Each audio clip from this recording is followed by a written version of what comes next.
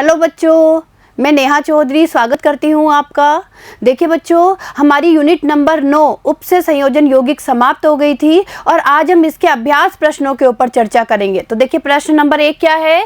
देखिए प्रश्न number 1, Werner की अभिधारणाओं के आधार पर उपसे संयोजन यौगिकों में आबंधन को समझाइए। तो देखिए बच्चों, हम लोग वर्नर की अवधारणा को पढ़ के आए हुए हैं। भाई वर्नर ने ये बताया था कि जो उपसे संयोजन यौगिक होते हैं उनकी दो प्रकार की संयोजकता होती है। एक होती है प्राथमिक संयोजकता और दूसरी होती है द्वितीयक संयोजकता। तो इस अवधारणा के बारे में ही हमें यहाँ पे लिखना है। तो देखिए आंसर, देखिए आंसर क्या है। वर्नर, देखिए 1898 में वर्नर ने उपसे संयोजन यौगिकों के लिए एक सिद्धांत दिया जिसकी मुख्य अभिधारणाएं निम्नलिखित है। तो देखिए हम इसकी अभिधारणाएं लिखेंगे।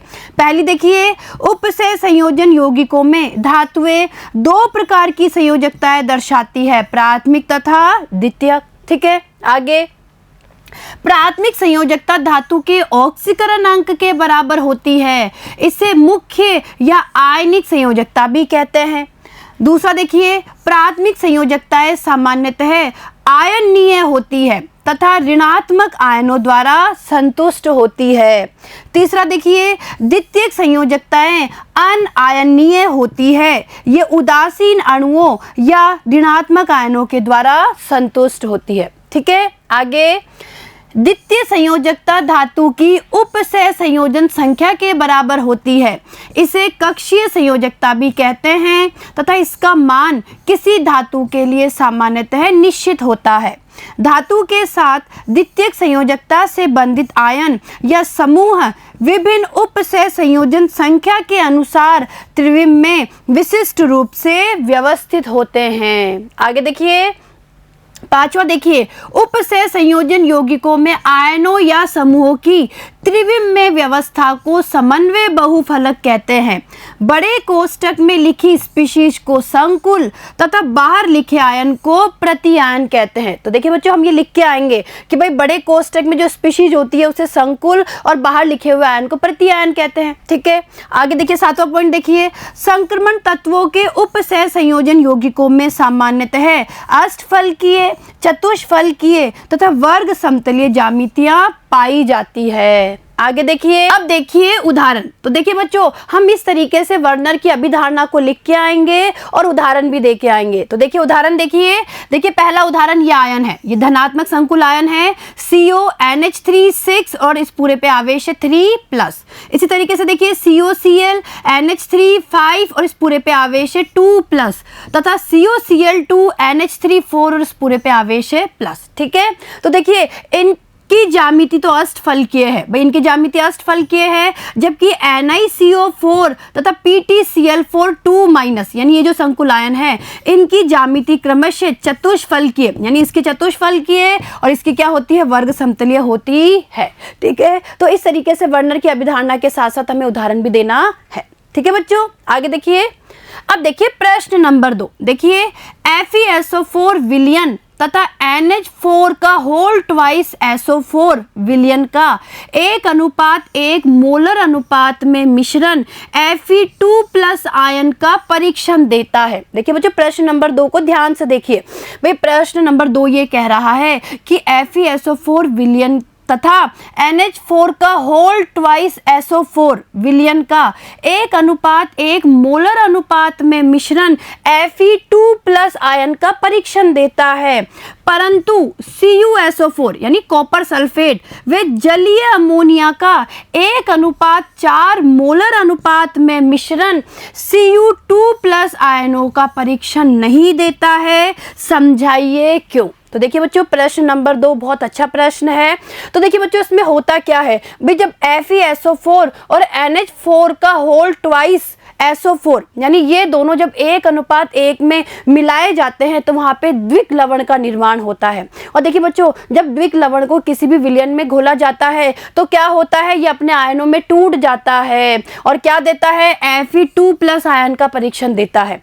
जबकि हम बात करें CuSO4 और जलीय अमोनिया की, तो इनका जो 1:4 का जो मोलर अनुपात है वो आपस में एक संकुल का निर्माण करता है। और हमें पता है कि जो संकुल होता है वो विलयन में पूरी तरीके से आयन में नहीं बदलता है, या हम ये बोल सकते हैं कि संकुल आयन में नहीं टूटता है, और इसी कारण से ये Cu2+ आयनों का परीक्षण नहीं देता है। क्लियर है? तो देखिए आंसर देखिए एक बार, देखिए FeSO4 तथा NH4 का होल ट्वाइस SO4 विलयन के 1:1 मोलर अनुपात में मिश्रण से द्विक लवण, देखिए समझिए द्विक लवण, ये द्विक लवण बनता है FeSO4 NH4 का होल ट्वाइस SO4.6H2O। तो देखिए बच्चों ये वाला द्विक लवण बनता है जिसे बोलते हैं मोर लवण। ठीक है, मोर लवण, या हम इसे FAS फेरस अमोनियम सल्फेट भी बोल सकते हैं। भाई जो द्विक लवण बना है ना, इसे हम FAS फेरस अमोनियम सल्फेट भी बोल सकते हैं, और इसे मोर लवण भी कहा जाता है।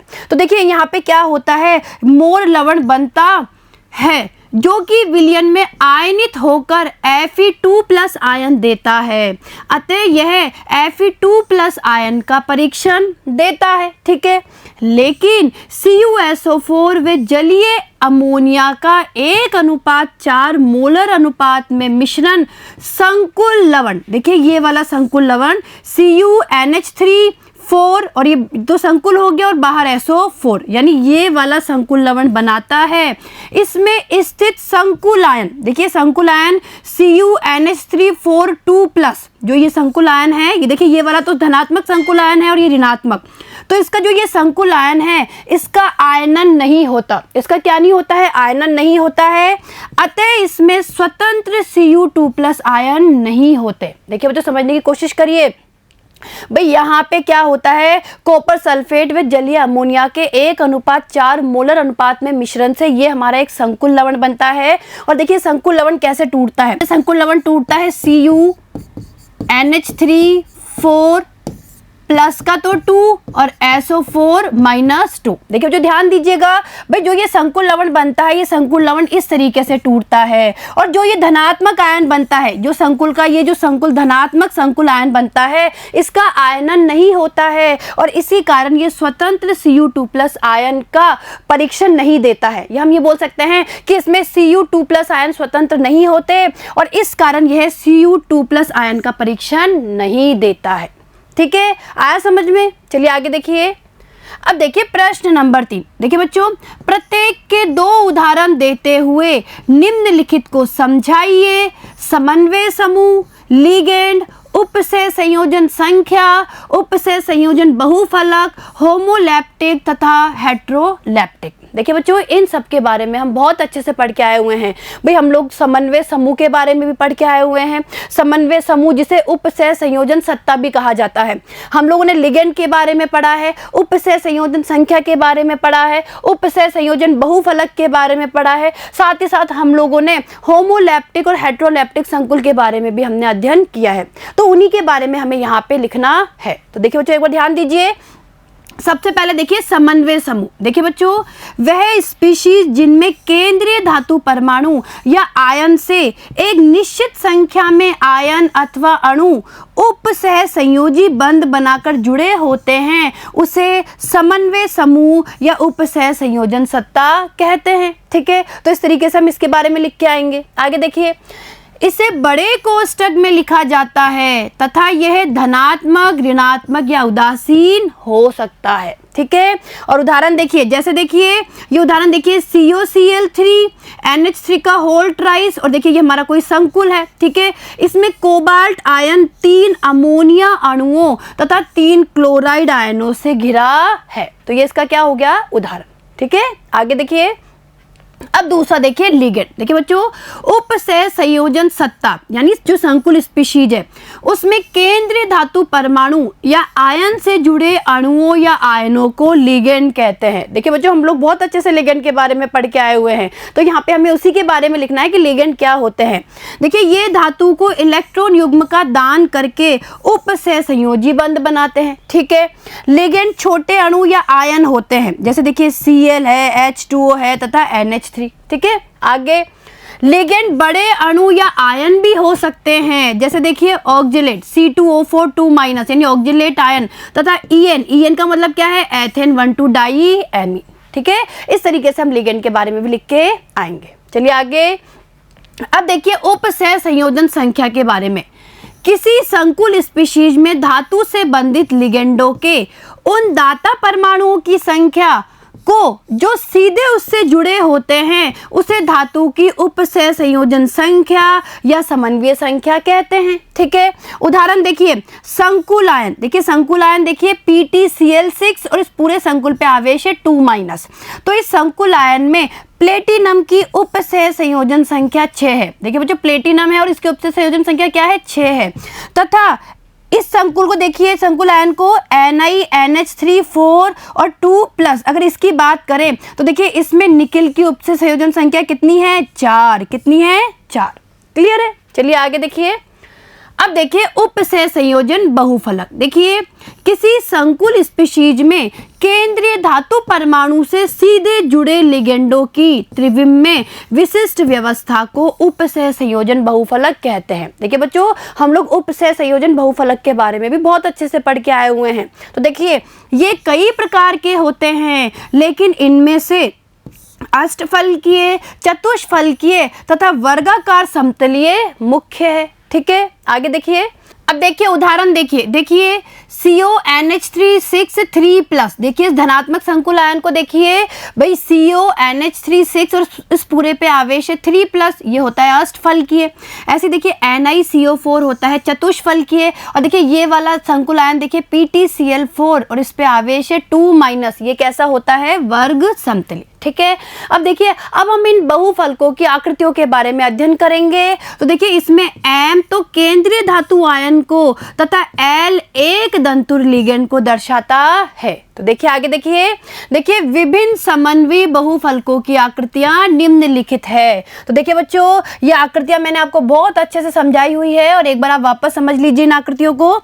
देखिए ये विभिन्न प्रकार के जो बहुफलक होते हैं उनकी आकृतियां हैं, जिसमें M तो क्या है, धातु आयन, और L क्या है, एक दंतुर लिगेंड। ठीक है, तो देखिए ये तो हो गई अष्टफलकीय आकृति, ये हो गई चतुष्फलकीय, वर्ग समतली, त्रिकोणीय, पिरामिडी, और ये हो गई वर्ग पिरामिडी। ठीक है, तो ये बहुफलकों की आकृतियां हो गई और आप इन आकृतियों को बनाकर आएंगे। ठीक है बच्चों, आगे अब पांचवा देखिए, होमोलैप्टिक तथा हेट्रोलैप्टिक। अब हम बात करेंगे होमोलैप्टिक और हेट्रोलैप्टिक के बारे में। तो देखिए संकुल जिनमें धातु परमाणु केवल एक ही प्रकार के दाता समूहों से जुड़ा होता है उन्हें होमोलैप्टिक संकुल कहते हैं। और उदाहरण देखिए, जैसे CONH3 और इस पूरे पे आवेश है 3+, यानी जो संकुल आयन है। तो देखिए बच्चों, ध्यान से देखिए, इसमें सारे के सारे लिगेंड सेम है और वो किसके हैं, अमोनिया के। तो ये कैसा हो गया, होमोलैप्टिक। तो देखिए संकुल जिनमें धातु परमाणु एक से अधिक प्रकार के दाता समूहों से जुड़ा होता है उन्हें हेट्रोलैप्टिक संकुल कहते हैं। और देखिए बच्चों, हेट्रोलैप्टिक क्या होता है, जिसमें कि जो धातु परमाणु या धातु आयन है वो अलग अलग प्रकार के लिगेंडों से जुड़ा होता है। तो देखिए यहाँ पे देखिए उदाहरण देखिए, CONH3 Cl2 इस पूरे पे आवेश है प्लस। ठीक है, इस पूरे संकुल पे आवेश क्या है, प्लस है, धनात्मक संकुल है। तो देखिए यहाँ पे दो तरीके के लिगेंड है, 4 तो अमोनिया के अणु है और 2 यहाँ पे क्या है, क्लोराइड है। ठीक है, तो देखा आपने अभी अलग अलग लिगेंड जुड़े हुए हैं। तो ये तो उदाहरण हो गया होमोलैप्टिक का और ये उदाहरण हो गया हेट्रोलैप्टिक का। क्लियर है, तो ये चीज आपको समझ में आई होगी। और देखिए बच्चों, इन टॉपिक्स के बारे में हम बहुत अच्छे से पढ़ के आए हुए हैं। चलें आगे, चलिए अब देखिए प्रश्न नंबर 4। देखिए बच्चों, एक दंतुर, द्विदंतुर तथा उभय दंतुर लिगेंड से क्या तात्पर्य है, प्रत्येक के 2 उदाहरण दीजिए। देखिए बच्चों, इसे भी हमने बहुत अच्छे से पढ़ा है।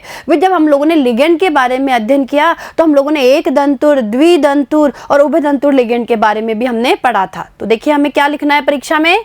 देखिए एक दंतुर लिगेंड, देखिए वे लिगेंड जो धातु परमाणु से एक दाता परमाणु द्वारा जुड़े होते हैं उन्हें एक दंतुर लिगेंड कहते हैं। देखिए जैसे H2O, NH3, Cl-, OH-, CO। ठीक है, यानी कहने का मतलब है कि ऐसे लिगेंड जो धातु परमाणु से एक दाता परमाणु द्वारा जुड़े होते हैं उन्हें एक दंतुर लिगेंड कहते हैं। क्लियर है, आगे देखिए द्विदंतुर लिगेंड, ये धातु परमाणु से 2 दाता परमाणुओं द्वारा जुड़े होते हैं। जैसे देखिए ऑक्जिलेट आयन, देखिए ये ऑक्जिलेट आयन है, C2O4 2- ऑक्जिलेट आयन है और इसे OX इस तरीके से भी प्रदर्शित किया जाता है। हम लोग पढ़ के आए हुए हैं ना ये। इसी तरीके से देखिए ये हो गया हमारा एथिलीन डाईएमीन, जिसे हम EN के द्वारा भी प्रदर्शित कर सकते हैं। इसे एथिलीन डाईएमीन या एथेन 1,2 डाईएमीन भी कहते हैं। इस तरीके से देखिए, इसको देखिए, ये हो गया हमारा 2,2 डाईपिरिडीन, इसे इस तरीके से भी प्रदर्शित किया जा सकता है। तो ये द्विदंतुर लिगेंड है। आगे देखिए, इसी तरीके से देखिए ग्लाइसिनेट, देखिए ये ग्लाइसिनेट आयन भी द्विदंतुर है। और इसी तरीके से DMG यानी डाई मेथिल ग्लाइऑक्सिम, तो ये हमारे किसके उदाहरण हो गए? द्विदंतुर लिगेंड के। क्लियर है? आगे देखिए, अब देखिए उभयदंतुर लिगेंड। देखिए बच्चों, वह लिगेंड जो दो भिन्न भिन्न परमाणुओं द्वारा धातु से जुड़ सकता है, लेकिन एक समय में केवल एक दाता परमाणु ही बंध बनाता है, उसे उभयदंतुर लिगेंड कहते हैं। ठीक है, उदाहरण देखिए, उदाहरण देखे आएंगे NO2- SCN- तथा CN- आयन। ठीक है, ये इसके उदाहरण हो गए। आगे देखिए, NO2- आयन केंद्रीय धातु परमाणु से नाइट्रोजन अथवा ऑक्सीजन द्वारा जुड़ सकता है। तो देखिए यहाँ पे देखिए बच्चों, अगर नाइट्रोजन की तरफ से जुड़ता है नाइट्रिटो N और ऑक्सीजन की तरफ से जुड़ता है तो नाइट्रिटो O। तो देखा आपने भाई, जो हमारा ये NO2- आयन है, इसमें क्या है? दो दाता परमाणु है। नाइट्रोजन की तरफ से भी इलेक्ट्रॉन डोनेट कर सकता है और ऑक्सीजन की तरफ से भी दे सकता है। अगर नाइट्रोजन की तरफ से उपसे संयोजन बंध बनाता है तब इसे कहते हैं नाइट्रिटो N, नाइट्रिटो डैश लगा के N लिखते हैं, नाइट्रिटो डैश N। अगर ऑक्सीजन की तरफ से बनाता है बंध, ये उपसे संयोजी बंध, इसे कहते हैं नाइट्रिटो डैश O। क्लियर है यहाँ तक का? आगे देखिए, अब देखिए प्रश्न नंबर 5। देखिए, निम्नलिखित उपसे संयोजन सत्ता में धातुओं के ऑक्सीकरण अंक का उल्लेख कीजिए। तो देखिए बच्चों, हमें यहाँ पे उपसे संयोजन सत्ता दी गई है और हमें यहाँ पे उपस्थित जो धातु है उसके ऑक्सीकरण अंक के बारे में पता करना है कि धातु का ऑक्सीकरण अंक क्या है। और देखिए, ये हमें पहला दिया हुआ है, पहला ये कोई हमें धनात्मक संकुल आयन दिया हुआ है। और देखिए, कोबाल्ट की हमें क्या निकालनी है? ऑक्सीकरण अंक निकालना है हमें कोबाल्ट का। तो देखिए, समझने की कोशिश करिए भाई, इस कोबाल्ट के ऑक्सीकरण अंक को मैं मान लेती हूँ X, ये हमें ज्ञात करना है ना, मैंने इसे X मान लिया। ठीक है, प्लस देखिए बच्चों, H2O जो जल होता है वो कैसा होता है? उदासीन लिगेंड होता है, इस पे कोई आवेश नहीं होता, तो ये हो गया 0। ठीक है, प्लस इसी तरीके से देखिए CN, जो हमारा CN है, साइनाइड है, वो -1 प्रदर्शित करता है, यानी CN- होता है, यानी हम कह सकते हैं कि इस पे -1 आवेश होता है। तो लीजिए, मैंने लिख दिया -1। ठीक है, प्लस इसी तरीके से अगर हम EN की बात करें, एथेन 1,2 डाईएमीन की बात करें, ये भी उदासीन लिगेंड होता है, कोई आवेश नहीं होता, यानी 2 और 2 को गुणा कर दूंगी मैं 0 से, और इस पूरे संकुल पे आवेश क्या है? +2। ठीक है, +2 आवेश है। अब देखिए, समझने की कोशिश करिए, ये हो गया X, यहाँ इसको खोलेंगे, ये हो गया -1, ये 0 हो जाएगा, ये बच गया बराबर +2। क्लियर है? और इसी तरीके से अगर x हमें निकालना है तो x बराबर क्या होगा? -1 उधर चल जाएगा, तो +2 + 1, अरे -2 जब बराबर के उधर जाएगा तो प्लस का 1 हो जाएगा, और x बराबर निकल के आ गया हमारा +3। ठीक है, तो आई बात समझ में कि यहाँ पे जो कोबाल्ट की ऑक्सीकरण अवस्था है, यानी कोबाल्ट जो है वो +3 ऑक्सीकरण अवस्था में उपस्थित है। क्लियर है बच्चों? चलिए आगे देखिए। अब देखिए दूसरा संकुल देखिए, इसमें भी हमें कोबाल्ट दिया हुआ है। भाई, ये कोई हमें धनात्मक संकुल दिया हुआ है और इसमें कोबाल्ट जो धातु आयन है, या हम कह सकते हैं जो धातु हमें दी गई है उसकी ऑक्सीकरण अवस्था हमें पता करनी है।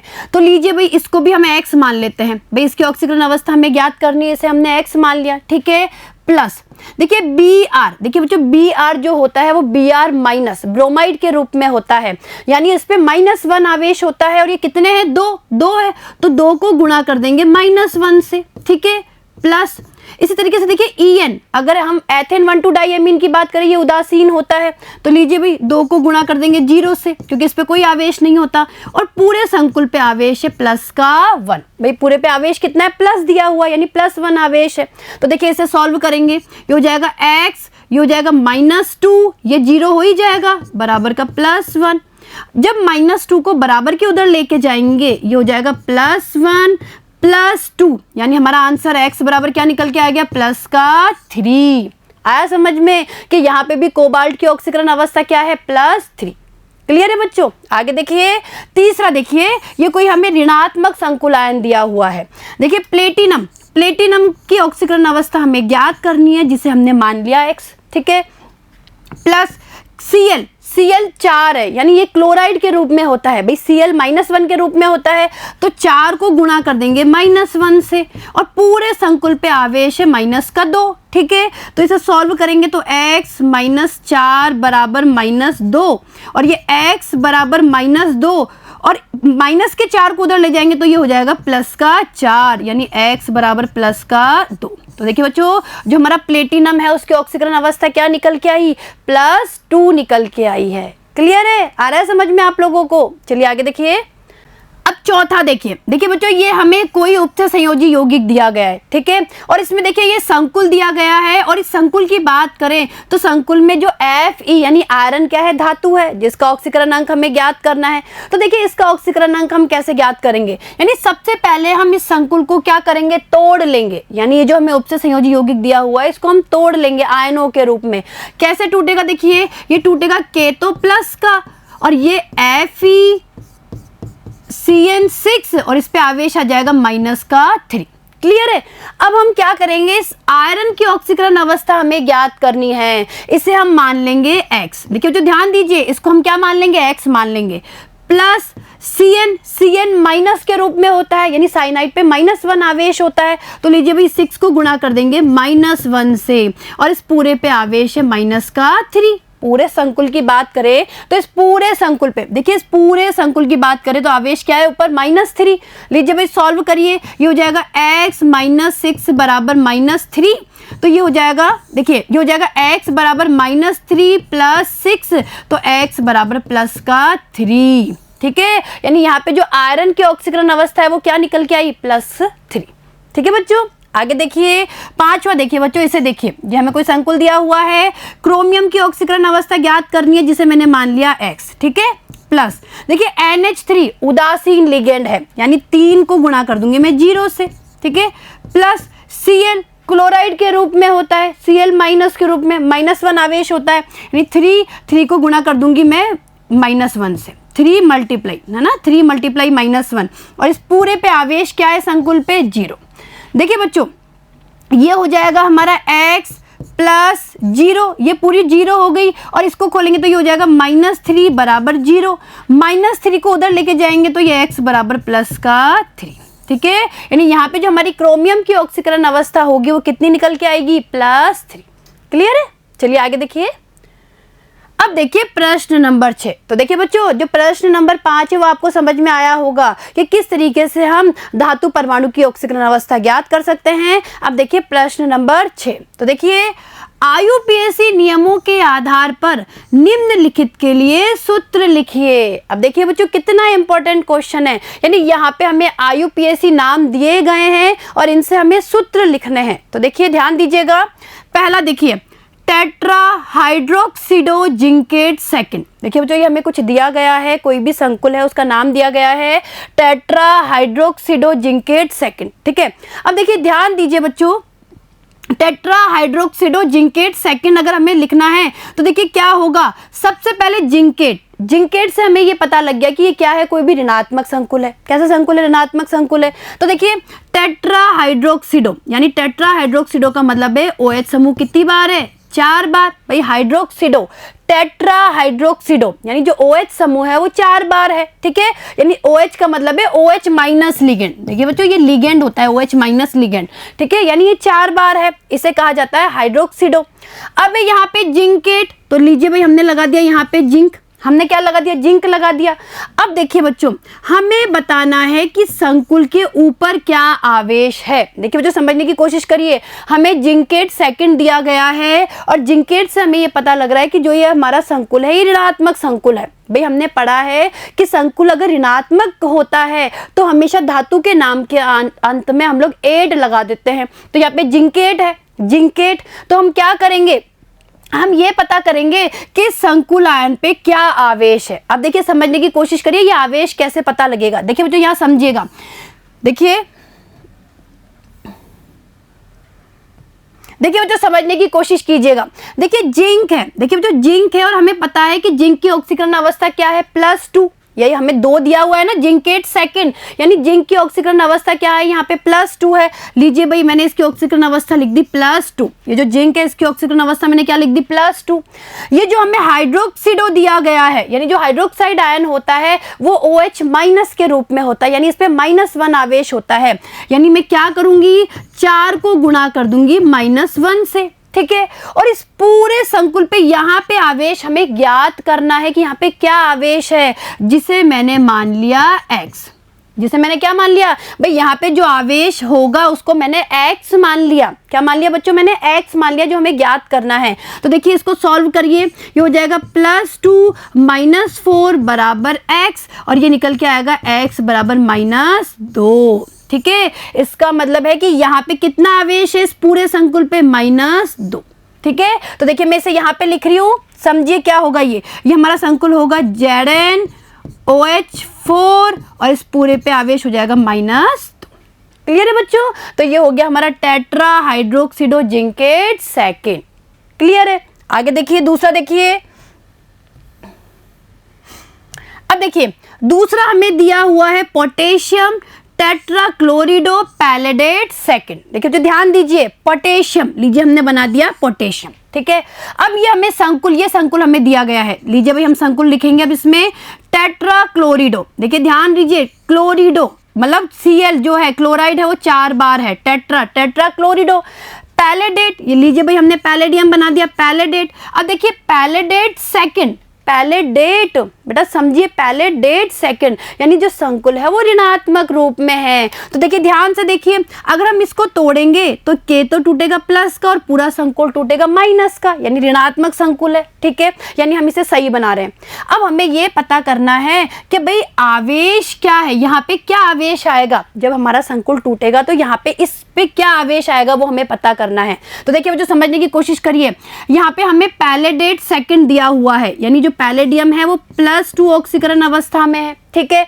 लीजिए भाई +2 लिख दिया, +4 और इसको गुणा कर दिया मैंने -1 से, Cl माइनस के रूप में होता है बराबर x, ठीक है। तो ये हमारा क्या निकल के आएगा, देखिए इसे सॉल्व करेंगे तो +2 -4 बराबर x, और ये x बराबर निकल के आएगा -2। तो देखिए जो इसका मतलब है कि उसके ऊपर आवेश क्या है, -2 है, इसके ऊपर आवेश क्या है -2, और ये जो -2 है ये आवेश जब आएगा जब संकुल टूटता है, और हम उदासीन संकुल की बात कर रहे हैं, यानी ये जो -2 है, यानी जो 2 है वो 2 यहाँ पे आ जाएगा K के यहाँ बेस में। तो देखिए हमारा क्या हो जाएगा, ये हो जाएगा हमारा K2PdCl4, ठीक है बच्चों। तो हमारा जो पोटेशियम टेट्राक्लोरिडो पैलेडेट सेकंड है वो ये वाला उपसे संयोजी यौगिक होगा। इसका सूत्र देखिए K2 और संकुल के रूप में क्या होगा PdCl4, ठीक है, आ रहा है समझ में। चलिए आगे देखिए।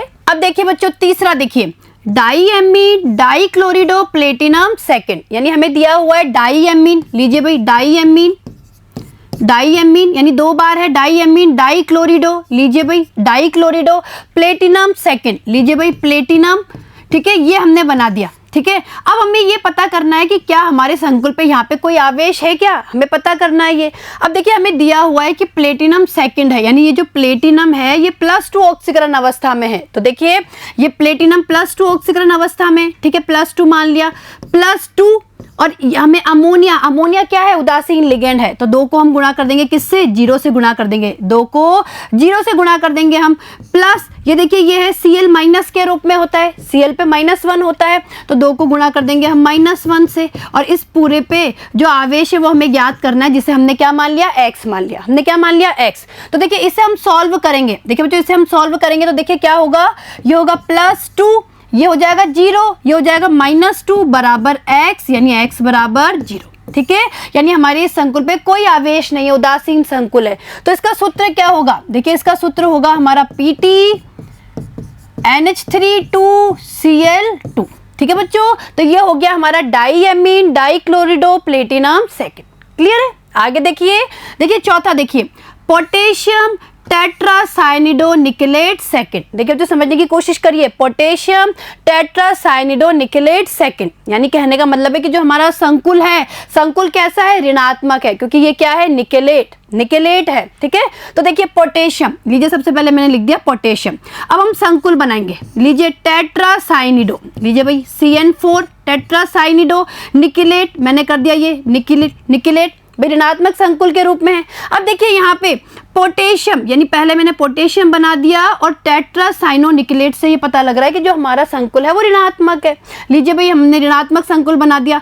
अब हमें ये देखना है कि क्या यहाँ पे कोई आवेश है। भाई जब ये संकुल टूटेगा, समझने की कोशिश करिए बच्चों कि जब ये संकुल टूटेगा, ये जो हमारा ऋणात्मक संकुल है इसमें यहाँ पे क्या कोई आवेश है क्या। तो देखिए हमें दिया हुआ है कि जो निकेल है वो +2 ऑक्सीकरण अवस्था में है। तो लीजिए भाई निकेल की ऑक्सीकरण अवस्था क्या हो गई, +2 हो गई। ठीक है, +4 CN-, भाई जो साइनाइड आया ना वो CN- के रूप में होता है, यानी -1 आवेश होता है। तो 4 को गुणा कर देंगे हम -1 से, और इस पे क्या आवेश है ये हमें ज्ञात करना है, x हमें ज्ञात करना है। देखिए क्या निकल के आएगा, देखिए बच्चों समझने की कोशिश करना, ये हो जाएगा +2, ये हो जाएगा -4, यानी x बराबर निकल के आएगा -2। x क्या निकल के आएगा, -2, यानी यहाँ पे क्या आवेश है, इस पे आवेश है -2। देखिए समझने की कोशिश करिए कि इस पे तो आवेश है -2 और इस पे आवेश है +1, यानी देखिए अब क्या होगा, क्रॉस हो जाएगा, यानी ये 1 तो आ जाएगा यहाँ बेस में, और ये जो -2 यानी 2 है वो आ जाएगा यहाँ पे। तो देखिए इसका सूत्र क्या हो जाएगा, इसका सूत्र हो जाएगा K2NiCN4। देखिए बच्चों समझिएगा, भैया 2 तो आ गया इधर, तो ये हो गया K2NiCN4, ये इसका क्या हो गया, सूत्र हो गया। क्लियर है। आगे देखिए पांचवा, देखिए बच्चों समझने की कोशिश कीजिएगा। देखिए पांचवा क्या है, पेंटाएमीन नाइट्रिटो ओ कोबाल्ट थर्ड। देखिए बच्चों समझने की कोशिश करिए, पेंटाएमीन नाइट्रिटो ओ कोबाल्ट थर्ड। तो देखिए ये बना दिया मैंने पेंटाएमीन, क्या बना दिया, पेंटाएमीन नाइट्रिटो ओ, यानी ONO, ये नाइट्रिटो ओ हो गया, ये हो गया कोबाल्ट। ठीक है, और कोबाल्ट थर्ड, यानी हमें कोबाल्ट की ऑक्सीकरण अवस्था दी हुई है 3, यानी +3 अवस्था में है। अब हमें ये पता करना है कि क्या हमारे संकुल पे कोई आवेश है क्या। तो देखिए बच्चों कोबाल्ट की ऑक्सीकरण अवस्था में दी हुई है +3, ठीक है, +5, ये क्या है, उदासीन लिगेंड है, 5 को गुणा कर देंगे 0 से, प्लस इस पे होता है -1, नाइट्रिटो ओ, -1 आवेश होता है, तो ये हो गया -1, और ये हमें पता करना है कि यहाँ पे कोई आवेश है क्या। तो देखिए क्या हो जाएगा, ये हो जाएगा +3, ये 0 हो जाएगा, ये यहाँ पे देखिए ये क्या हो जाएगा, -1 बराबर x, और ये हमारा x बराबर निकल के आ जाएगा +2, यानी यहाँ पे क्या है, +2। ठीक है, तो देखिए ये हमारे पेंटाएमीन नाइट्रिटो ओ कोबाल्ट थर्ड का क्या हो गया, सूत्र हो गया। क्लियर है बच्चों, आ रहा है समझ में। आगे देखिए, अब देखिए 6 नंबर का, देखिए हेक्साएमीन। देखिए बच्चों ये मैंने लिख दिया हेक्साएमीन कोबाल्ट थर्ड सल्फेट। देखिए बच्चों समझने की कोशिश करिए, हेक्साएमीन कोबाल्ट थर्ड, यानी इससे हमें पता लग रहा है कि संकुल तो है धनात्मक रूप में और सल्फेट है, जो हमारा संकुल है उसके बाहर प्रति आयन क्या है, सल्फेट है। तो लीजिए भाई हेक्साएमीन हो गया, ये कोबाल्ट हो गया, ठीक है, ये कोबाल्ट हो गया, और ये हमने बना दिया सल्फेट, बना दिया सल्फेट। अब हमें ये पता करना है कि हमारे संकुल पे यहाँ पे आवेश आएगा क्या। तो देखिए हेक्साएमीन कोबाल्ट थर्ड, यानी जो कोबाल्ट है वो +3 ऑक्सीकरण अवस्था में है। अमोनिया का हमें पता है 6 × 0 उदासीन है, और यहाँ पे आवेश पता करना है जिसे मैंने x मान लिया, तो x बराबर निकलेगा यहाँ पे +3, x बराबर क्या निकलेगा, +3, यानी इस संकुल पे आवेश क्या होगा, +3 होगा। समझने की कोशिश करो बेटा, +3 होगा। और सल्फेट हमें पता है, सल्फेट क्या होता है, SO4 - 2, ये होता है सल्फेट, तो क्रॉस हो जाएंगे, यानी ये 3 तो आ जाएगा इसके बेस में और 2 आ जाएगा इसके बेस में। तो देखिए सूत्र देखिए इसका, ये हो जाएगा CONH3 6, यहाँ आ जाएगा 2, और ये हो जाएगा SO4 3। ठीक है, तो ये हो गया हमारा हेक्साएमीन कोबाल्ट थर्ड सल्फेट। क्लियर है, आ रहा है ना बच्चों समझ में आपको। चलिए आगे देखिए, अब देखिए 7वां, देखिए पोटेशियम ट्राईऑक्जेलेटोक्रोमेट थर्ड। देखिए बच्चों पोटेशियम ट्राईऑक्जेलेटोक्रोमेट थर्ड, इससे हमें क्या पता लग रहा है कि जो हमारा संकुल है वो ऋणात्मक संकुल है, जो संकुल है वो ऋणात्मक संकुल है। तो देखिए यहाँ पे पोटेशियम यानी संकुल ऋणात्मक रूप में है और ये पोटेशियम है। तो लीजिए सबसे पहले हमने पोटेशियम लिख दिया K। अब संकुल देखिए, संकुल लिखेंगे हम ट्राई ऑक्सीलेटो, देखिए ऑक्सीलेटो को हम OX के द्वारा भी प्रदर्शित कर सकते हैं, और ये ट्राई है यानी 3 बार है, लीजिए ट्राई ऑक्सीलेटो हो गया। ये हो गया हमारा क्रोमेट, Cr हो गया, क्रोमेट हो गया, क्लियर है। ट्राई ऑक्सीलेटो ये क्रोमेट हो गया। अब हमें देखना है कि यहाँ पे क्या आवेश आएगा, ये हमें पता करना है। तो देखिए क्रोमेट हमें दिया हुआ है, देखिए बच्चों क्रोमेट हमें दिया हुआ है +3 ऑक्सीकरण अवस्था में, +3 में, और ये हमें पता है ये हो जाएगा 3। अब OX हमें पता है कि द्विदंतुर लिगेंड है, ठीक है, -2 आवेश होता है, तो 3 को गुणा कर देंगे -2 से, और इस पूरे पे आवेश मैंने मान लिया X, ठीक है। तो सॉल्व करने पे देखिए क्या निकलेगा, ये निकल के आएगा X बराबर, देखिए +3 और ये हो जाएगा -6, यानी X बराबर -3 निकल के आएगा, यानी इसके ऊपर आवेश है -3, यानी जो 3 है, देखिए बच्चों जो 3 है वो इसके बेस में आ जाएगा, क्योंकि K तो प्लस का होता है ना, +1 मान लो, +1 इसके बेस में आ जाएगा और ये इधर आ जाएगा, तो सूत्र हो जाएगा K3, यहाँ 3 आ जाएगा, K3, ये CrOX3, ठीक है। तो ये हमारा क्या हो गया, पोटेशियम ट्राईऑक्सीलेटो क्रोमेट 3rd हो गया, क्लियर है। आगे देखिए हेक्साएमीन प्लेटिनम 4, देखिए बच्चों हेक्साएमीन, देखिए ये हो गया हेक्साएमीन प्लेटिनम, हमने लिख दिया प्लेटिनम। अब 4, प्लेटिनम 4 यानी प्लेटिनम 4 ऑक्सीकरण अवस्था में है, तो देखिए समझिए यहाँ पे प्लेटिनम 4 ऑक्सीकरण अवस्था में है, लीजिए +4, ये इस पे क्या हो जाएगा, ये पूरा क्या हो जाएगा, देखिए 6 × 0, इस पे आवेश क्या है जिसे हमने X मान लिया, ये हमें पता करना है, तो ये क्या निकल के आएगा, देखिए बच्चों ये निकल के आएगा X बराबर +4, यानी यहाँ पे क्या आएगा +4, ठीक है। तो ये हो गया हमारा हेक्साएमीन प्लेटिनम 4, क्लियर है, ये इसका सूत्र हो गया, कितना आसान था। चलिए आगे देखिए, अब नवा देखिए बच्चों टेट्राब्रोमिडो क्यूप्रेट सेकंड, देखिए बच्चों ध्यान दीजिए टेट्राब्रोमिडो क्यूप्रेट सेकंड, यानी हमें नाम से क्या पता लग रहा है, क्यूप्रेट, यानी इसका मतलब है कि जो संकुल है वो ऋणात्मक संकुल है, क्लियर है। तो देखिए टेट्राब्रोमिडो, देखिए ध्यान दीजिएगा टेट्राब्रोमिडो, लीजिए हमने टेट्राब्रोमिडो बना दिया, यानी 4 बार है हमारा ब्रोमाइड, टेट्राब्रोमिडो क्यूप्रेट, लीजिए भाई क्यूप्रेट, ठीक है। अब हमें ये पता करना है कि यहाँ पे क्या आवेश आएगा, देखिए जो समझने की कोशिश करिए, और हमें पता लग रहा है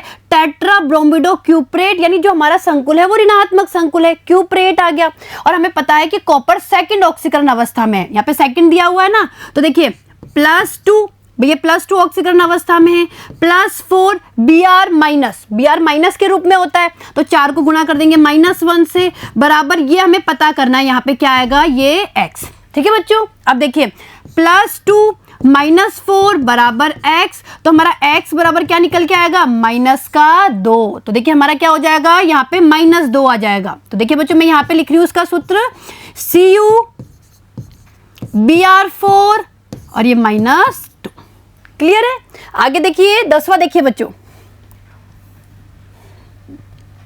10वां है पेंटाएमीन नाइट्रिटो एंड कोबाल्ट 3rd, देखिए जो समझने की कोशिश करिए, पेंटाएमीन, लीजिए भाई पेंटाएमीन नाइट्रिटो एन, ठीक है, नाइट्रिटो एन है, नाइट्रिटो एन कोबाल्ट, लीजिए कोबाल्ट, ये हमारा संकुल हो गया। अब हमें पता करना है कि यहाँ पे कोई आवेश आएगा क्या। अब देखिए हमें दिया हुआ है कि कोबाल्ट 3rd, यानी जो कोबाल्ट है वो +3 ऑक्सीकरण अवस्था में है, तो लीजिए भाई ये हो गया +3 +5, यह उदासीन है तो इसको गुणा कर देंगे 0 से, ठीक है, और NO2 -1 देता है, तो लीजिए -1, और ये हमें आवेश पता करना है, यहाँ पे क्या आवेश आएगा, तो देखिए ये हो गया +3, ये 0 हो जाएगा, यहाँ पे -1 बराबर X, यानी X बराबर निकल के आएगा +2, तो देखिए बच्चों यहाँ पे क्या होगा +2, ठीक है। तो ये इसका क्या हो गया सूत्र, क्लियर है। तो देखिए बच्चों ये सूत्र आपको समझ में आए होंगे, और देखिए ये अच्छे से जब भी आएंगे जब आप इनकी बार बार प्रैक्टिस करेंगे, क्लियर है। चलिए आगे देखिए,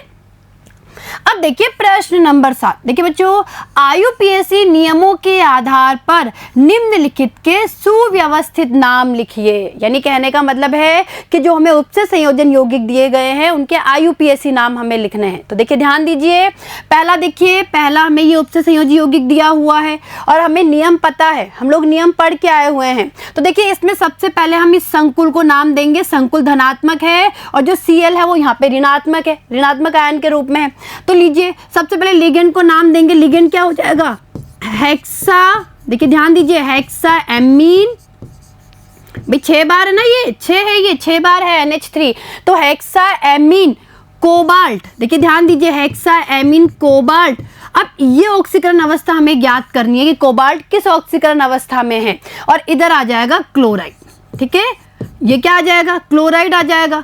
ठीक है, अब हमें ये पता करना है कि यहाँ पे कोबाल्ट की ऑक्सीकरण अवस्था क्या है, तो हम कोबाल्ट की ऑक्सीकरण अवस्था ज्ञात करेंगे। देखिए बच्चों कैसे ज्ञात करेंगे, समझने की कोशिश करिए।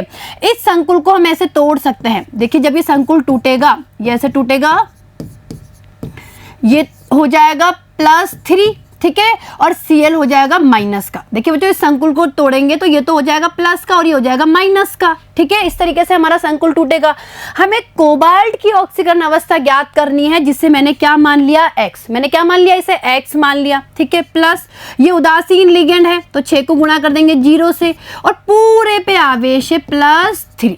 ठीक है बच्चों, तो देखिए हमारा X बराबर क्या निकल के आएगा, +3, यानी ये हो जाएगा हेक्साएमीन कोबाल्ट 3rd क्लोराइड। क्लियर है। आगे देखिए दूसरा, देखिए दूसरा, देखिए बच्चों ये दूसरा हमें, ये देखिए ये तो हमें कोई धनात्मक संकुल दिया हुआ है और ये बाहर प्रतिआयन दिया हुआ है, यानी कहने का मतलब है कि इस उपसे संयोजी यौगिक में जो संकुल है वो धनात्मक रूप में है, धनात्मक संकुल है, और ये ऋणात्मक प्रतिआयन है क्लोराइड। तो देखिए इसका नाम, देखिए पहले लिगेंड को नाम देंगे, तो ये 2 बार है ये, तो ये हो जाएगा डाईएमीन। देखिए बच्चों ध्यान दीजिएगा, डाईएमीन, फिर Cl है क्लोरिडो, क्लोरिडो, इसको क्या नाम देंगे, मैथिलेमीन, क्लोरिडो मैथिलेमीन। देखिए तो ध्यान दीजिएगा, क्लोरिडो मैथिलेमीन, ये है प्लेटिनम। देखिए प्लेटिनम, यहाँ पे इसकी ऑक्सीकरण अवस्था आएगी जो भी हम ज्ञात करेंगे, और फिर आ जाएगा क्लोराइड। ठीक है, अब देखिए प्लेटिनम की ऑक्सीकरण अवस्था क्या है, ये हमें ज्ञात करनी है। देखिए ये संकुल भी कैसे टूटेगा, ये तो टूटेगा प्लस का और ये माइनस का। देखिए तो समझने की कोशिश करिए, ये संकुल टूटेगा Pt NH3 Cl NH2 CH3, ये तो प्लस का और Cl माइनस का। इस तरीके से संकुल टूटेगा। देखिए हमें प्लेटिनम की ऑक्सीकरण अवस्था ज्ञात करनी है, हम कैसे ज्ञात करेंगे, इसे मान लेंगे X। ठीक है, +2 को गुणा करेंगे 0 से, ये उदासीन है, Cl -1 के रूप में होता है, -1, ये उदासीन है तो 0, और इस पूरे पे आवेश है +1, इस पूरे संकुल पे आवेश क्या है, +1 ही तो है ये। तो ये क्या हो जाएगा X, ये तो हो जाएगा 0, और ये X -1 बराबर +1, यानी ये हो जाएगा X बराबर, जब -1 उधर जाएगा तो ये हो जाएगा +2। ठीक है, तो देखिए बच्चों इसका नाम क्या हो जाएगा, डाईएमीन क्लोरिडो मैथिलेमीन। देखिए ये एक साथ है, मैथिलेमीन प्लेटिनम सेकंड, प्लेटिनम सेकंड। ठीक है, चलिए आगे देखिए, ये एक साथ होता है बेटा। ठीक है, आगे देखिए तीसरा, देखिए इसका नाम, देखिए बच्चों यहाँ पे अगर हम लोग बात करें तो ये लिगेंड है, यानी ये हो जाएगा हेक्सा एक्वा, भाई जल को एक्वा बोलते हैं, हेक्सा एक्वा टाइटेनियम, टाइटेनियम। और देखिए यहाँ पे हमें साफ पता लग रहा है भाई जो जल है वो उदासीन लिगेंड है, यानी टाइटेनियम पे क्या आवेश है, +3, तो टाइटेनियम थर्ड, टाइटेनियम थर्ड, और हम यहाँ पे आयन लगा देंगे। ठीक है, ताकि हमें पता लग गया ये क्या है, आयन। क्लियर है बच्चों। ऐसे देखिए, ये देखिए इसे ध्यान से देखिए, देखिए बच्चों ये भी देखिए, ये तो धनात्मक रूप में है संकुल, ये ऋणात्मक रूप में। भाई नाम क्या होगा इसका, इसका नाम होगा टेट्राएमीन क्लोरिडो, क्लोरिडो नाइट्रिटो N। देखिए नाइट्रोजन की तरफ से जुड़ रहा है तो नाइट्रिटो -N। ठीक है, उसके बाद कोबाल्ट, कोबाल्ट, और ब्रैकेट में इसकी ऑक्सीकरण अवस्था, और यहाँ आगे क्या आ जाएगा, क्लोराइड। देखिए बच्चों आगे का मैं नीचे लिख रही हूँ, यहाँ आगे जगह नहीं है तो नीचे लिख रही हूँ क्लोराइड। अब देखिए इसकी ऑक्सीकरण अवस्था क्या है कोबाल्ट की, ये हमें पता करना है। देखिए समझिए, देखिए CO NH3 Cl NO2 plus, ये तो प्लस का और ये Cl माइनस का। क्लियर है। अब हमें इसकी ऑक्सीकरण अवस्था ज्ञात करनी है, इसे मैंने X मान लिया, +4 को गुणा किया 0 से, ये 0 हो जाएगा ना, उदासीन है, ये इसका -1 और इसका भी -1, और इस पूरे पे आवेश है +1। तो देखिए ये क्या हो जाएगा X, ये हो जाएगा माइनस माइनस प्लस, यानी -2, भाई -1 बराबर +1 और -2 उधर जाएगा तो x बराबर +3। ठीक है, तो यहाँ पे क्या आ जाएगा 3, 1 2 3, बेटा 3 है ये, 1 2 3 3 है ये, है ना, 3 है ये। ठीक है, तो नाम देखिए tetraammine chlorido nitrito and cobalt third chloride. ठीक है, चलिए आगे देखिए। अब देखिए पांचवा, देखिए इसमें देखिए हेक्सा एक्वा मैग्नीज, और सीधा सीधा दिख रहा है कि ये क्या, मैग्नीज किस रूप में है, सेकंड, मैग्नीज सेकंड आयन। यहाँ पे मैग्नीज की ऑक्सीजन अवस्था क्या है, +2। देखिए जो समझिए +2 कैसे निकली। अरे भाई मैग्नीज की ऑक्सीजन अवस्था हमें ज्ञात करनी है, इसे x मान लिया, +6, भाई जल 6 है, जल के 6 अणु हैं और हमें पता है जल उदासीन लिगेंड है, तो 6 को गुणा कर दिया 0 से, पूरे पे आवेश है +2, तो लीजिए भाई x बराबर +2 निकल गया ना। तो हमें सीधा सीधा पता लग गया कि hexa aqua manganese second ion. Clear है। इसी तरीके से देखिए 6 नंबर का, देखिए ये हो जाएगा टेट्राक्लोरिडो। अब देखिए बच्चों ये जो संकुल है ऋणात्मक संकुल है, तो ये हो जाएगा निकेलेट। क्या हो जाएगा, निकेलेट। देखिए निकेलेट, टेट्राक्लोरिडो निकेलेट। अब देखिए हमें ये पता करना है इसकी ऑक्सीकरण अवस्था क्या है, तो देखिए यहाँ पे निकिल की ऑक्सीकरण अवस्था ज्ञात करनी है, इसे x मान लिया, +4, ये Cl- के रूप में होता है तो -1 से इसको वो कर दिया मल्टीप्लाई, पूरे पे आवेश है -4, यानी हो जाएगा x -4 बराबर -2, यानी x बराबर +2, तो यहाँ हो जाएगा सेकंड और ये आयन। ठीक है, तो इसका नाम क्या हो गया, टेट्राक्लोरिडो निकेलेट सेकंड आयन।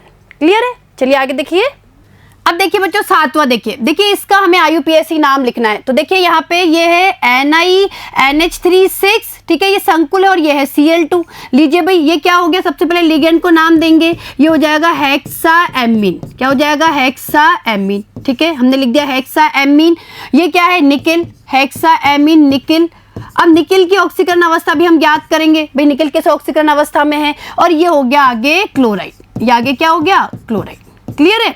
अब देखिए जो समझने की कोशिश करिए, हेक्साएमीन निकिल, ये ऑक्सीकरण अवस्था भी हम निकालेंगे और ये हो गया क्लोराइड। अब देखिए निकिल की ऑक्सीकरण अवस्था क्या है, देखिए ये संकुल जब टूटेगा, ये कैसे टूटेगा, NiNH3 6 +2, ठीक है, और Cl-। देखिए बच्चों जब ये संकुल टूटेगा तो इस तरीके से टूटेगा, NiNH3 6 और इस पे ये तो टूटेगा +2 के रूप में, ठीक है, और इस पे आ जाएगा -1, Cl-1 के रूप में टूटेगा। अब देखिए निकिल की ऑक्सीकरण अवस्था, देखिए इसकी ऑक्सीकरण अवस्था हमें ज्ञात करनी है, इसको मैंने मान लिया x, ठीक है, +6। अमोनिया क्या है, अमोनिया के 6 अणु हैं और ये होता है उदासीन लिगेंड, ठीक है, और इस पूरे पे आवेश है +2, तो हमारा x बराबर क्या निकल के आ गया, +2। ठीक है, तो देखिए हेक्साएमीन निकेल सेकेंड क्लोराइड। क्लियर है बच्चों, आ रहा है समझ में।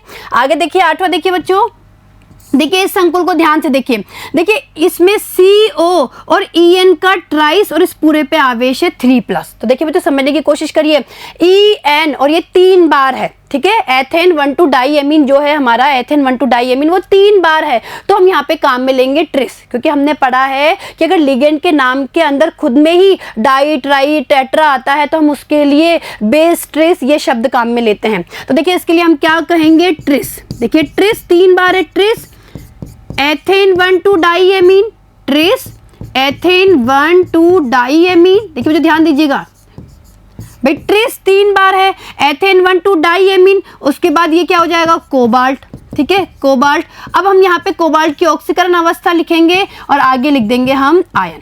अब देखिए कोबाल्ट की ऑक्सीकरण अवस्था क्या है, देखिए समझने की कोशिश करिए, इसकी ऑक्सीकरण अवस्था हमें निकालनी है जिसे हमने मान लिया x। क्या मान लिया, x मान लिया, ठीक है, प्लस ये देखिए ये उदासीन लिगेंड है तो 3 को गुणा कर देंगे 0 से, उदासीन लिगेंड है और इस पूरे पे आवेश है +3, यानी x बराबर हमारा क्या निकल के आ गया, +3। तो इसका नाम हो गया ट्रेस एथेन 1,2 डाईएमीन कोबाल्ट थर्ड। देखिए कोबाल्ट थर्ड आयन। ठीक है बच्चों, ये हो गया इसका IUPAC नाम। देखिए कितना आसान था। आगे देखिए, अब देखिए 9th नंबर का, देखिए बच्चों इसको देखिए, इसका नाम हो जाएगा टेट्रा कार्बोनिल। देखिए इसको कार्बोनिल बोलेंगे, tetra carbonyl nickel, tetra carbonyl nickel 0। ठीक है, इसमें निकिल शून्य ऑक्सीकरण अवस्था में होता है और इसे हम ज्ञात भी कर सकते हैं। देखिए कैसे, निकिल की ऑक्सीकरण अवस्था हमें ज्ञात करनी है, X मान लिया, ठीक है। ये जो है कार्बोनिल उदासीन लिगेंड होता है, तो 4 को गुणा कर दिया 0 से, इस पे कोई भी आवेश नहीं है, 0, तो लीजिए X बराबर 0। क्लियर है, आया समझ में? तो देखिए कितना आसान था इनका IUPAC नाम लिखना। तो देखिए बच्चों, इनकी आप बार बार प्रैक्टिस करिए। चलिए आगे देखिए। अब देखिए प्रश्न नंबर 8। देखिए बच्चों, उपसय संयोजन यौगिकों के लिए संभावित विभिन्न प्रकार की समावयवताओं को सूचीबद्ध कीजिए तथा प्रत्येक का एक उदाहरण दीजिए। तो देखिए बच्चों, हम लोग उपसय संयोजी यौगिकों की समावयवता बहुत अच्छे से पढ़ के आए हुए हैं और यहाँ पे केवल इन्हें सूचीबद्ध करना है। हमें बताना है कि कितने प्रकार की समावयवता होती है और आगे किस प्रकार से उनको वर्गीकृत किया गया है और उनका प्रत्येक का एक उदाहरण देना है। तो देखिए आंसर देखिए, उपसय संयोजन यौगिकों में 2 प्रमुख प्रकार की समावयवताएं होती है जिनको पुनः कई भागों में वर्गीकृत किया जाता है। तो देखिए समावयवता देखिए 2 तरीके की, पहली संरचनात्मक समावयवता और दूसरी होती है त्रिविम समावयवता। क्लियर है, आगे देखिए संरचनात्मक समावयवता को पुनः वर्गीकृत किया जा सकता है। पहला देखिए बंधनी समावयवता या बंधन समावयवता, ठीक है। ये इसके उदाहरण हो गए, हम लोग पढ़ के आए हुए हैं। ये दोनों एक दूसरे के क्या है, बंधनी समावयवी। देखिए यहाँ पे उदाहरण देखिए, CONH3 5NO2, ये संकुल है और बाहर Cl2, ये पीले रंग का होता है। और दूसरा देखिए इसका बंधनी समावयवी देखिए, CONH3 5ONO, देखिए ये तो NO2 है और ये ONO और ये बाहर क्या है, Cl2, ठीक है। तो देखा आपने, दोनों एक दूसरे के क्या हो गए, बंधन समावयवी। इनके बारे में हमने पढ़ा है। आगे देखिए दूसरा देखिए उपसय संयोजन समावयवता और उदाहरण देखिए संकुल, देखिए ये संकुल एक तो ये वाला है और एक ये है, ये दोनों एक दूसरे के क्या है, उपसय संयोजन समावयवी है।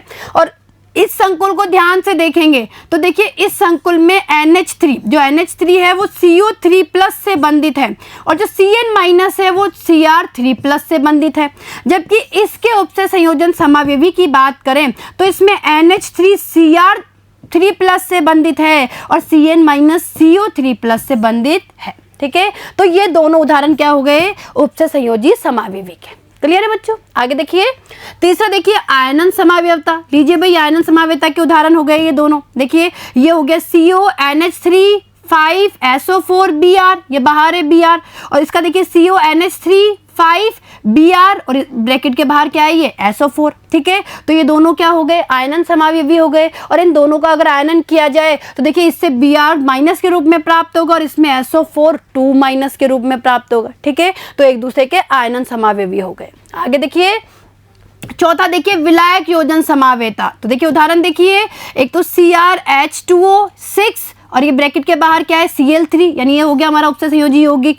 और एक ये हो गया CrH2O5Cl, ठीक है, ये ब्रैकेट बंद और Cl2.H2O, ये होता है बैंगनी रंग का, ये भूरे हरे रंग का। तो ये क्या हो गए, विलायक योजन समावयवी हो गए। क्लियर है। तो इस तरीके से केवल हमें नाम लिखना है, सूचीबद्ध करना है और उदाहरण देने हैं। आगे देखिए त्रिविम समावयवता को पुनः 2 भागों में वर्गीकृत किया जाता है। तो देखिए बच्चों हम लोग पढ़ के आए हुए हैं भाई, जो त्रिविम समावयवता होती है उसे दोबारा वर्गीकृत किया जाता है। पहला देखिए ज्यामितीय समावयवता और दूसरा है ध्रुवण यानी प्रकाशिक समावयवता, ठीक है। अब हम इनके बारे में भी उदाहरण देंगे। तो देखिए आगे देखिए पहला देखिए ज्यामितीय समावयवता देखिए और इसका उदाहरण देखिए MX2L2 प्रकार का उदाहरण देखिए ये है। ये उदाहरण देके आएंगे हम, देखिए बच्चों समझिए, उदाहरण देके आएंगे और ये बता के भी आएंगे ज्यामितीय समावयवता को। तो देखिए उदाहरण देखिए PTNH3 का होल ट्वाइस Cl2, ठीक है। तो देखिए इसके 2 ज्यामितीय समावयवी हो गए, एक तो समपक्ष और एक ये विपक्ष, ठीक है। इनके बारे में मैंने आपको बहुत अच्छे से समझाया है भाई। अगर समान ग्रुप समान साइड होते हैं यानी समान समूह, या हम कह सकते हैं समान लिगेंड समान साइड होते हैं तो इसे कहा जाता है सिस, और समान समूह अगर विपरीत साइड होते हैं इसे कहा जाता है ट्रांस। तो आप इस तरीके से बना के समझा के आएंगे, ठीक है बच्चों। आगे देखिए ऐसे देखिए ध्रुवण या प्रकाशिक समावयवता, इसका भी उदाहरण देंगे। उदाहरण देखिए, ये देखिए संकुल आयन देखिए धनात्मक संकुल है PtCl2 और ये En का होल ट्वाइस, ठीक है, और इस पे आवेश है 2+। तो लीजिए भाई ये इसके क्या हो गए, ये इसके प्रकाशिक समावयवी हो गए। तो आप इन प्रकाशिक समावयवियों को बना के आएंगे। देखिए ये बीच में दर्पण लग रहा है और ये एक दूसरे के क्या हो गए, प्रकाशिक समावयवी हो गए। ये हो गया दक्षिण ध्रुवण घूर्णक और ये हो गया वामावर्ती।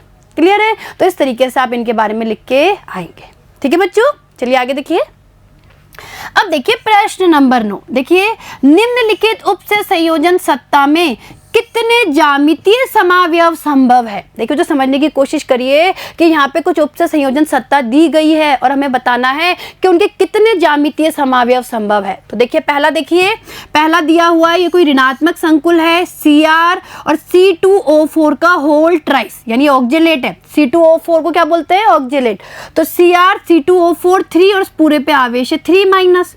दूसरा देखिए CONH3 का होल ट्राइस Cl3, ठीक है। तो ये तो कोई हमें ऋणात्मक संकुल दिया हुआ है और ये हमें दिया हुआ है कोई उदासीन संकुल, ठीक है। अब हमें इन दोनों के ज्यामितीय समावयवी बताने हैं। तो देखिए पहला देखिए Cr C2O4 3 यानी इसकी बात करें तो यह एक MAA होल 3 और इस पे पूरे पे आवेश है N- यानी ये इस प्रकार का संकुल आयन है। अरे भाई हमें पता है ना कि C2O4 जो है वो क्या है, द्वितंतुर लिगेंड है। तो ये एक तरीके से इस प्रकार का संकुल है और इसमें ज्यामितीय समावेता संभव नहीं है क्योंकि इसमें केवल एक ही प्रकार की व्यवस्था होती है। देखिए बच्चों इसमें केवल एक ही प्रकार की व्यवस्था होती है, इसलिए यह ज्यामितीय समावेता प्रदर्शित नहीं करता है। क्लियर है, आगे देखिए। अब दूसरा देखिए CONH3 का होल ट्राइस Cl3, ठीक है। तो इसके दो विशेष प्रकार के ज्यामितीय समावयवी संभव है और देखिए पहला तो फलकीय FAC और दूसरा है रेखांशिक यानी MER, फैक एंड मर। ये हम पढ़ के आए हुए हैं इनके बारे में। तो देखिए बच्चों इस तरीके से आप इनकी संरचना बना के आएंगे। देखिए समझने की कोशिश करिए। देखिए बीच में तो है कोबाल्ट, ये देखिए कोबाल्ट है, धातु आयन है और देखिए तीनों समान लिगेंड पास पास है और ये तीनों क्लोराइड लिगेंड जो है समान लिगेंड पास पास है। ये हो गया FAC फैक यानी फलकीय और ये हो गया रेखांशिक। देखिए इसमें जो समान लिगेंड है वो दूर दूर है। क्लियर है, आया समझ में। आगे देखिए प्रश्न नंबर 10, देखिए निम्न के प्रकाशित समावयवों की संरचनाएं बनाइए। तो देखिए बच्चों पहला देखिए Cr C2O4 का होल ट्राइस और इस पे चार्ज है 3-। दूसरा देखिए PtCl2 और En का होल ट्वाइस और इस पे पूरे पे आवेश है 2+। और तीसरा देखिए CrNH3 का ट्वाइस होल ट्वाइस Cl2En और इस पूरे पे आवेश है प्लस, ठीक है। तो इनके हमें क्या बनानी है, प्रकाशित समावयवों की संरचनाएं। तो देखिए पहला देखिए Cr C2O4 का होल ट्राइस 3- में C2O4 2- यानी ऑक्जिलेट आयन है जिसका संकेत OX प्रयुक्त किया जाता है। क्लियर है, यानी इसका संकेत हम क्या यूज में ले सकते हैं, OX, ठीक है। इस संकुल आयन के दो प्रकाशित समावयवों की संरचना निम्न प्रकार है। तो देखिए ये इसके क्या हो गए, प्रकाशिक समावयव हो गए।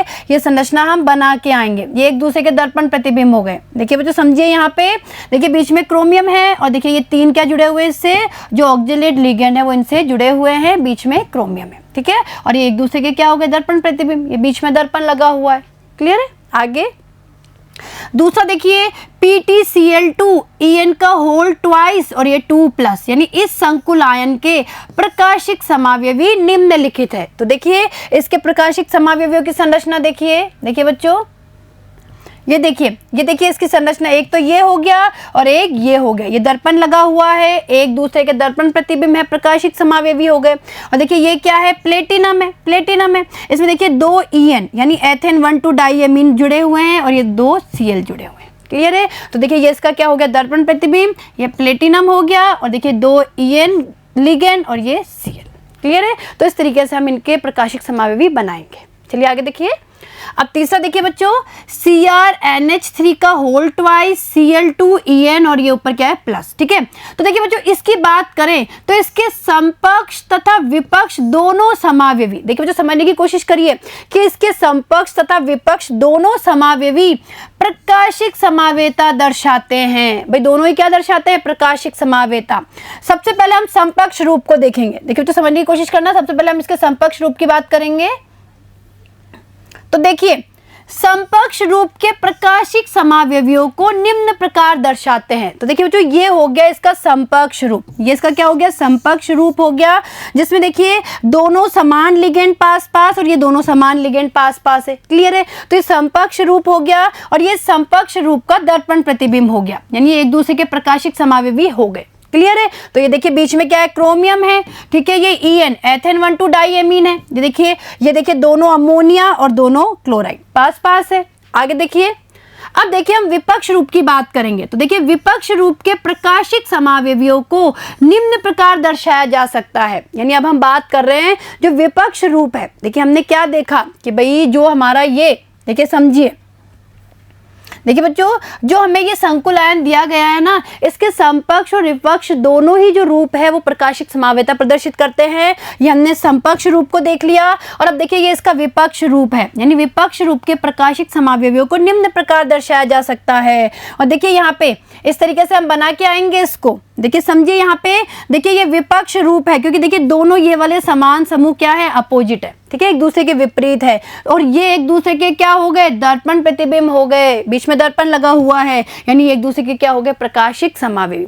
तो इस तरीके से हम प्रकाशिक समावयवियों की संरचना बनाकर आएंगे। क्लियर है, आया समझ में आप लोगों को? तो देखिए बच्चों आज हम लोगों ने इस यूनिट के 10 अभ्यास प्रश्न सॉल्व कर लिए हैं। और देखिए बच्चों इन प्रश्नों की आप प्रैक्टिस करिए, परीक्षा में यहाँ से प्रश्न पूछे जाते हैं। साथ ही साथ जो IUPAC नामकरण है वहाँ से भी प्रश्न बनते हैं, तो आप बार बार इनकी प्रैक्टिस करिए। IUPAC नामकरण के नियमों को अच्छे से पढ़िए, ठीक है। और इसके आगे के जो प्रश्न हैं उनके बारे में हम हमारे नेक्स्ट वीडियो में चर्चा करेंगे। क्लियर है, धन्यवाद।